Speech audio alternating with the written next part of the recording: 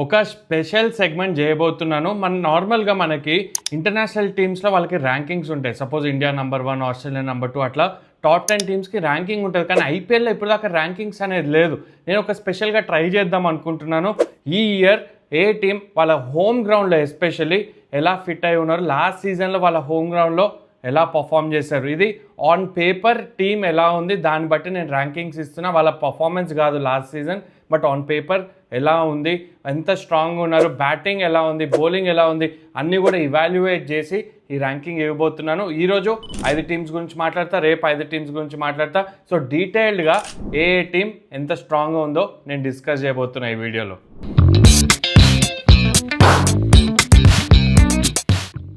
So I'll start of with Rajasthan Royals last year చూసుకుంటే వాళ్ళు 5 మ్యాచ్లు ఆడారు హోమ్లో, దాంట్లో 4 ఓడిపోయారు. మీరు హోమ్లో గెలవకపోతే క్వాలిఫై అవ్వడం చాలా కష్టం. ఎందుకు అంటున్నానంటే మీరు హోమ్లో హాఫ్ ఆఫ్ ద మ్యాచెస్ ఆడతారు, అక్కడ మీరు అడ్వాంటేజ్ తీసుకోవాలి హోమ్ కండిషన్స్లో. అక్కడ రాజస్థాన్ రాయల్స్ చేయలేకపోయారు, అందుకని ఎక్కడ ఫినిష్ అయ్యారు, 9th ఫినిష్ అయ్యారు. దాన్ని బట్టి అర్థమవుతుంది రాజస్థాన్ రాయల్స్ ఈసారి ఏం చేయాలంటే హోమ్లో ఎక్కువ మ్యాచెస్ గెలవాలి. నాట్ జస్ట్ రాజస్థాన్ కానీ మిగతా అన్ని టీమ్స్ కూడా హోమ్లో గెలవాలి. 5 జైపూర్లో ఆడారు, అక్కడ 4 ఓడిపోయారు. అండ్ అస్సాంలో వాళ్ళకి ఇంకొక హోమ్ ఉంది, అక్కడ 2 ఆడారు, 1 గెలిచారు, 1 ఓడిపోయారు. కానీ రాజస్థాన్ ఎప్పుడైతే జైపూర్లో ఆడుతుందో వాళ్ళ యావరేజ్ స్కోర్, జైపూర్ గ్రౌండ్లో యావరేజ్ స్కోర్ ఇస్ 198. అస్సాంలో ఆడినప్పుడు గువాహటిలో అది 167 ఉంది వాళ్ళ యావరేజ్ స్కోర్. అందుకనే వాళ్ళు ఏం చేశారు ఈ ఆప్షన్లో అంటే 2 మేజర్ బైస్ చేశారు. జడేజాని ట్రేడ్ చేసుకున్నారు, అది వేరే విషయం. శామ్ కరణ్ కూడా ట్రేడ్ చేసుకున్నారు, కానీ తను ఇంజర్డ్ అయ్యాడు శామ్ కరణ్. కానీ రవి బిష్ణోయ్ని 7 కోట్లు పెట్టి తీసుకున్నారు. ఎందుకంటే వాళ్ళు యుజ్వేంద్ర చహల్ గతంలో ఉండేవాడు, రాజస్థాన్కి ఆడేవాడు, కానీ తనని రిలీజ్ చేసిన తర్వాత ఒక క్వాలిటీ స్పిన్నర్ అనేది మిస్ అయ్యారు డెఫినెట్లీ.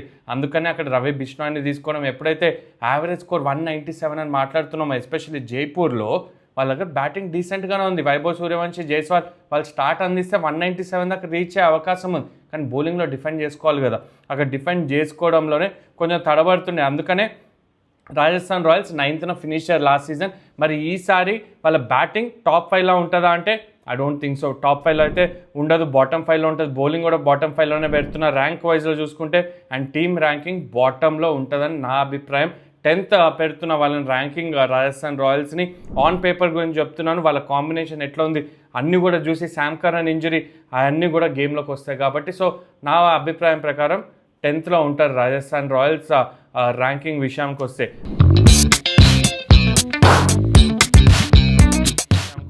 మరి జీటీ ఎలా ఉంది? జీటీ చూసుకుంటే లాస్ట్ 7 మ్యాచెస్ వాళ్ళు ఏదైతే హోమ్ గ్రౌండ్లో ఆడారో దాంట్లో 4 గెలిచారు, అందుకని వాళ్ళు క్వాలిఫై కూడా అయ్యారు. మీరు లాస్ట్ ఇయర్ గుర్తున్నట్టయితే జీటీ క్వాలిఫై అవ్వడం జరిగింది. 4 మ్యాచెస్ అట్ హోమ్ వాళ్ళు గెలిచారు. టేబుల్లో 3rd ఫినిష్ అయ్యారు లీగ్ స్టేజ్ అయిన తర్వాత. అండ్ వాళ్ళ యావరేజ్ స్కోర్ ఏంటి అంటే 216 అహ్మదాబాద్ వాళ్ళ home ground 216 average score, high scoring ground మన అందరికీ తెలిసిందే. అండ్ ఇంట్రెస్టింగ్ ఫ్యాక్ట్ ఒకటి చెప్తాను, 9 మ్యాచెస్ జరిగిన అహ్మదాబాద్లో, అంటే ఫైనల్ కూడా అక్కడే జరిగింది కాబట్టి టోటల్ 9 మ్యాచెస్లో 7 మ్యాచెస్ ఫస్ట్ బ్యాటింగ్ టీమ్స్ గెలిచినాయి. సో బహుశా జీటీ ఆ స్టాట్ చూసి ఈసారి ఎక్కువ ఫస్ట్ బ్యాటింగ్ చేసే ప్రయత్నం చేస్తారేమో. రీసెంట్గా వరల్డ్ కప్లో కూడా ఫైనల్ కూడా అక్కడే జరిగింది, ఫస్ట్ బ్యాటింగ్ ఇండియానే గెలిచింది. దానికన్నా ముందు సౌత్ ఆఫ్రికా కూడా ఎక్కువ ఫస్ట్ బ్యాటింగ్ చేసి గెలవడం. సో అక్కడ ప్యాటర్న్ అనేది ఒకటి కనిపిస్తుంది, ఫస్ట్ బ్యాటింగ్ టీమ్స్ ఎక్కువ గెలుస్తున్నాయి కాబట్టి.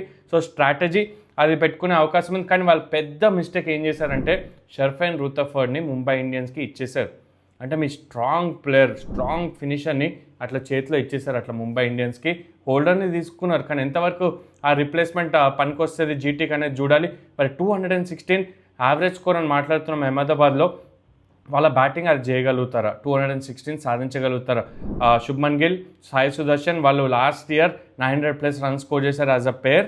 వాళ్ళ మీద ఎక్కువ డిపెండెన్సీ కనిపిస్తుంది. బట్లర్ ఎట్ 3 ఈసారి అంత పెద్ద ఫామ్లో లేడు వరల్డ్ కప్లో. Maybe will turn it around. Glenn ఫిలిప్స్ని ఏమైనా ఆడిపిస్తారా? టామ్ బ్యాంటన్ కూడా ఉన్నాడు వాళ్ళకి. సో వాళ్ళ దగ్గర ఆప్షన్స్ ఉన్నారు, కానీ ఆ ఫైర్ పవర్ ఎక్కడో మిస్ అవుతున్నట్టు అనిపిస్తుంది, ఎస్పెషల్లీ రూథర్ఫర్డ్ని వదిలేసిన తర్వాత. అందుకనే వాళ్ళ బ్యాటింగ్ బాటమ్ 5లో పెట్టాను, బౌలింగ్ టాప్ 5లో పెట్టాను. బౌలింగ్ టాప్ 5లో ఎందుకంటే వాళ్ళు బౌలింగ్ చూసుకుంటే ఒకసారి రబాడా ఆడతాడా లేదా తెలియదు, బట్ అక్కడ రషీద్ ఖాన్ ఉన్నాడు వాళ్ళకి. సాయి కిషోర్ లాస్ట్ ఇయర్ ఎట్లాంటి బౌలింగ్ వేశాడు. సో స్పిన్ డిపార్ట్మెంట్ బాగుంది. సిరాజ్ కూడా లాస్ట్ సీజన్ బాగా బౌలింగ్ వేశాడు. ప్రసిద్ధ్ కృష్ణ వాళ్ళకి purple cap winner last season, అందుకనే వాళ్ళు టాప్ 3లో ఉండే లాస్ట్ సీజన్, వాళ్ళు క్వాలిఫై కూడా అయ్యారు. సో బౌలింగ్ ఈ స్ట్రాంగ్, బ్యాటింగ్ నాకు కొంచెం వీక్గా అనిపిస్తుంది ఎలా అయితే వేరే టీమ్స్ ఉన్నాయో కంపేర్ చేస్తే. సో టీమ్ ర్యాంకింగ్ నా అభిప్రాయం ప్రకారం they are on 7th. So GT is on 7th. On paper చూసుకుంటే ఒకవేళ వాళ్ళ టీం చూసుకుంటే వాళ్ళు 7th పొజిషన్ ఉన్నారు. సో డిఫెండింగ్ ఛాంపియన్స్ ఆర్సీబీ విషయానికి వచ్చేద్దాం.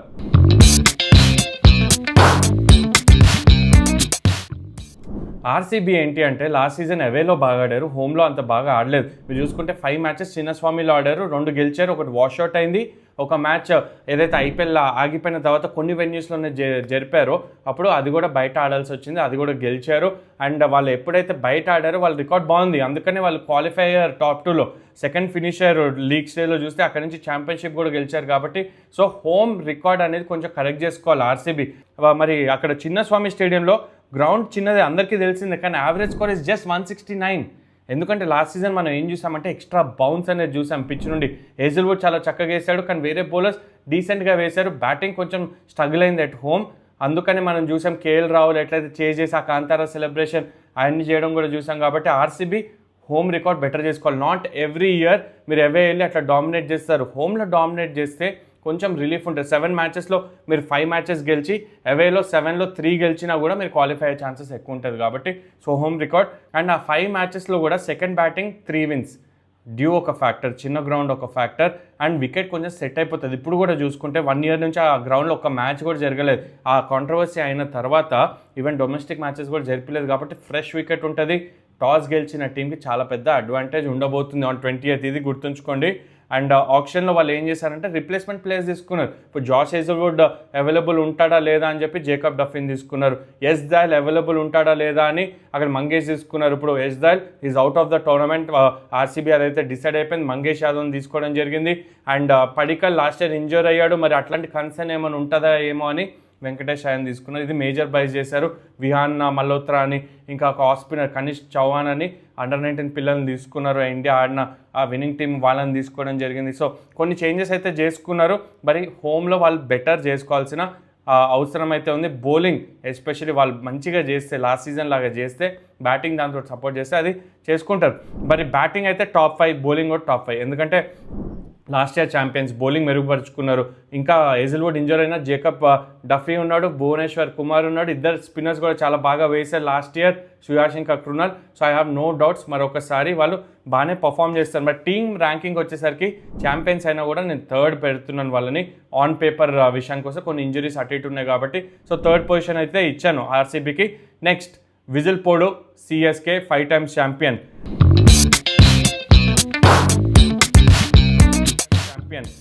5 times ఛాంపియన్ అయినా లాస్ట్ ఇయర్ వాళ్ళు ఏం చేశారంటే హోమ్లో ఓడిపోయారు. 6 మ్యాచెస్లో 5 మ్యాచెస్ ఓడిపోవడం జరిగింది. దాంతోపాటు వాళ్ళు last finisher 10th in the table finish అయ్యారు. బ్యాటింగ్ సెకండ్ టీమ్స్ చేపాక్లో 4 wins out of 6. దాన్ని బట్టి అర్థమవుతుంది ఏంటి, డ్యూ వచ్చాక బెటర్ అవుతుంది. మీకు ఎప్పుడైతే సీ సైడ్ అంటే హ్యూమిడిటీ ఎక్కువ ఉన్న చోట ఎట్లా ఎస్పెషల్లీ లైక్ చెన్నై లాంటి వెన్యూలో మీకు డ్యూ 100% వస్తుంది సమ్మర్లో. ఎందుకంటే హ్యూమిడిటీ ఎక్కువ ఉంటుంది, డ్యూ వచ్చే అవకాశం ఉంటుంది.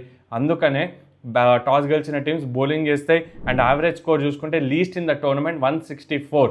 కానీ ఈ వరల్డ్ కప్లో మనం ఏం చూసామంటే పిచ్చెస్ బెటర్గా ఉన్నాయి చెన్నైలో, వాళ్ళ బ్యాటింగ్కి సూట్ అవుతుంది. ఒకవేళ బెటర్ పిచ్చెస్ మీద ఆడితే వాళ్ళ దగ్గర బ్యాటింగ్ ఫైర్ పవర్ ఉంది. ఇంతకుముందులాగా స్పిన్ డిపార్ట్మెంట్ అంత స్ట్రాంగ్గా లేదు. జడేజా, అశ్విన్ ఉండేవాడు, వాళ్ళందరూ వచ్చి వేసేస్తారు అయిపోతుంది. కానీ ఇప్పుడు అట్లా కాదు, బ్యాటింగ్ ఈజ్ ద స్ట్రెంగ్త్.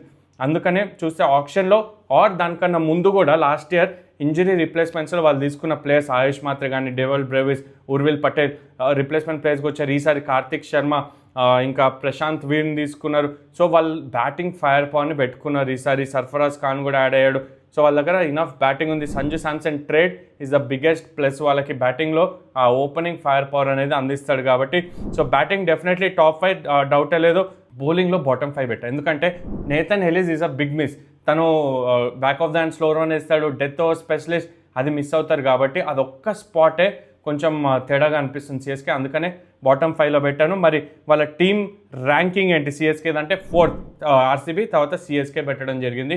ఎట్లయితే ఆన్ పేపర్ నాకు కనిపిస్తుందో. లాస్ట్ ఇయర్ 10th ఫినిషర్, కానీ ఈసారి ఏదైతే చేంజెస్ చేసుకున్నారో they look like a solid unit. CSK 4th position పెట్టడం జరిగింది. అండ్ ఈరోజు లాస్ట్ టీమ్ ఏది అంటే ఎల్ఎస్జీ.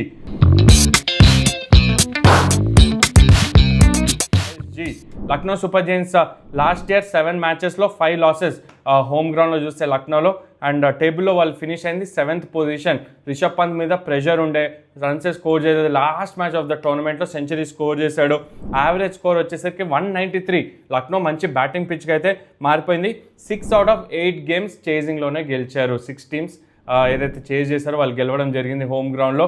8 ఎందుకంటే అది వార్ జరిగినప్పుడు కొంచెం పాజ్ అయిన తర్వాత లక్నోలో కూడా ఒక ఎక్స్ట్రా మ్యాచ్ జరపడం జరిగింది. సో 193 యావరేజ్ స్కోర్ అంటే లక్నో దగ్గర fire power top of the order ఉంది, కానీ మిడిల్ ఆర్డర్లో ఫైర్ పవర్ లేదు. మీరు చూసుకుంటే లాస్ట్ ఇయర్ కూడా మాక్రమ్ ఇంకా మార్చ్ చాలా బాగా ఆడారు. పూరన్ బాగానే ఆడాడు స్టార్ట్ ఆఫ్ ద టోర్నమెంట్, తర్వాత కొంచెం ఫ్లాప్ అయ్యాడు.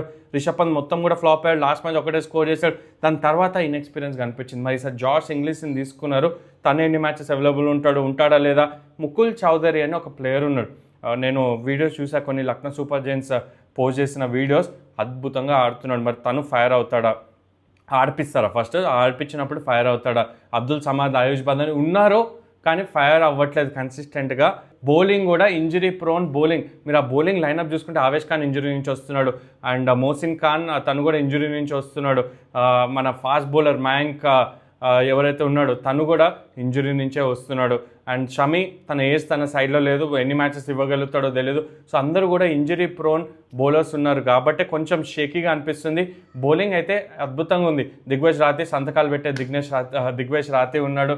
అండ్ వాళ్ళకి స్పిన్ అయితే డీసెంట్గానే కనిపిస్తుంది, కానీ ఫాస్ట్ బౌలింగ్ విభాగంలోనే కొంచెం ఇంజరీ ప్రోన్ బౌలర్స్ ఉన్నారు కాబట్టి బ్యాటింగ్ అండ్ బౌలింగ్ రెండు కూడా బాటమ్ 5లో పెట్టడం జరిగింది. అండ్ టీమ్ ర్యాంకింగ్ కూడా 9th ఇచ్చాను, ఎందుకంటే క్యాప్టెన్సీ రిషబ్ పంత్ కొంచెం అటు ఇటుగా కనిపిస్తుంది.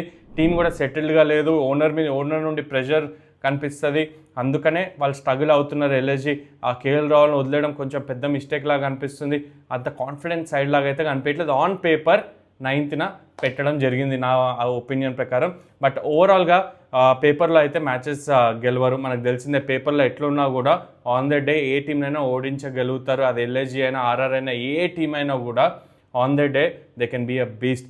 అండ్ ఈరోజు ఎపిసోడ్లో అయితే ఇంతే. నెక్స్ట్ ఎపిసోడ్లో అన్ని టీమ్స్, మిగతా 5 టీమ్స్ కూడా కవర్ చేసి దాని తర్వాత నా టాప్ 4 ప్రెడిక్షన్. ఇప్పుడు టాప్ 4 ర్యాంకింగ్ వాళ్ళు టాప్ 4 ప్రెడిక్షన్ కాదు, ఆన్ పేపర్ నేనైతే క్రికెట్ ఆడలేదు. టీమ్స్ ఎలా ఉన్నాయి, నా ఒపీనియన్ ఏంటి, టాప్ 4 ఏదొస్తుంది, మీ టాప్ 4 కూడా తీసుకుంటాను కమెంట్స్లో. నెక్స్ట్ వీడియో తర్వాత గెలిచిన వారికి ఎండ్ ఆఫ్ ద టోర్నమెంట్లో ఒక స్పెషల్ గివ్ అవే కూడా ఉండబోతుంది కాబట్టి స్టే ట్యూన్. నెక్స్ట్ 5 టీమ్స్ అక్కడ రాబోతున్న టీమ్స్ ఏమున్నాయి, ఇంకా ఎస్ఆర్హెచ్ ఉంది, ముంబై ఇండియన్స్ ఉన్నాయి, 2 మెయిన్ టీమ్స్, కేకేఆర్ కూడా ఉంది, పంజాబ్ కింగ్స్ ఉంది, అండ్ ఢిల్లీ క్యాపిటల్స్. ఈ 5 టీమ్స్ గురించి కూడా మాట్లాడతాను నెక్స్ట్ వీడియోలో.